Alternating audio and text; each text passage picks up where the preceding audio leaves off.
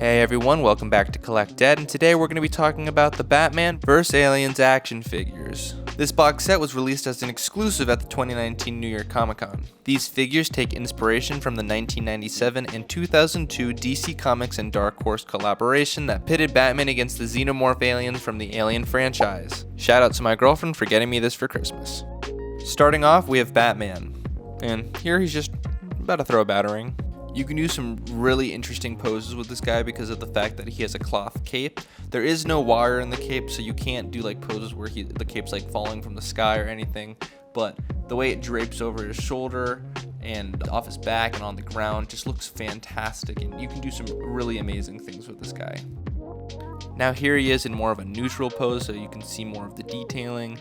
The muscle sculpting is amazing. Like he's just ripped. Like he's so strong. Again, I love his cape. It just sits so nicely off his back. I look at that, like that looks like a costume or something. Like it looks great. I've never had a Batman with a cloth cape before, so maybe I'm just excited to finally have this, but it just is so cool to me. His face has a very comic book feel to it. His utility belt looks like he has golden cigars taped to him, and he has articulated toe joints.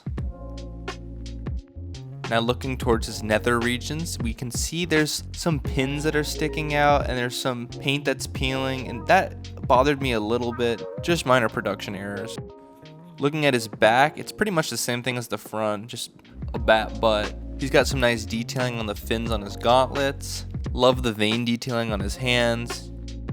I had a little speck of white on his chest, which is a little annoying, but it's not that bad, and honestly you could probably cover it up by just smearing a little gray on it, just very lightly if you match the colors right. I also had a little chipped paint on one of the gauntlets and the hand. The paint was actually considerably peeling off of the pegs for the hands. Switching out the hands and just playing with the articulation caused a little bit of paint to peel off onto my hands, and I was a little worried. Here's a quick look at the accessories, some nice detailing on the batarang, and the hand fits the batarang perfectly between the fingers and in its palm.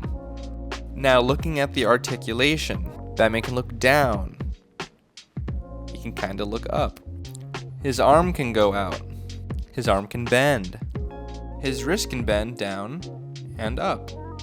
He can do the splits. His knees can bend.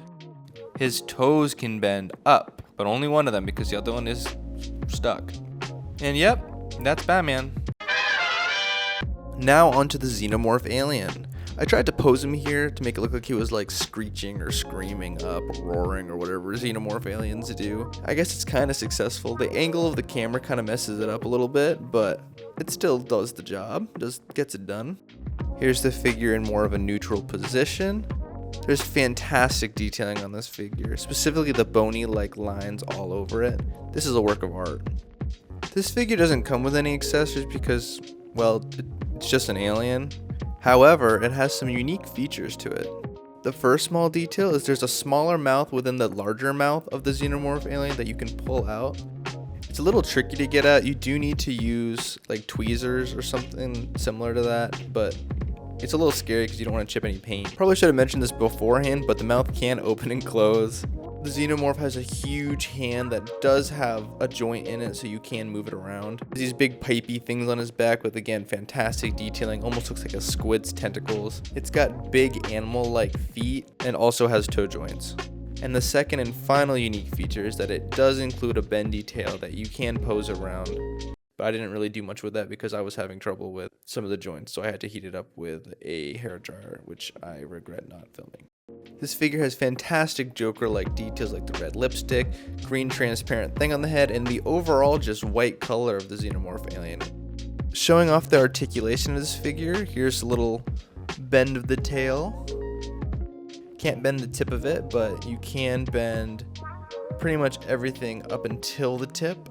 Its knees can bend, its legs can rotate, its feet can swivel, its toe can bend up, but only one of them because the other one is stuck.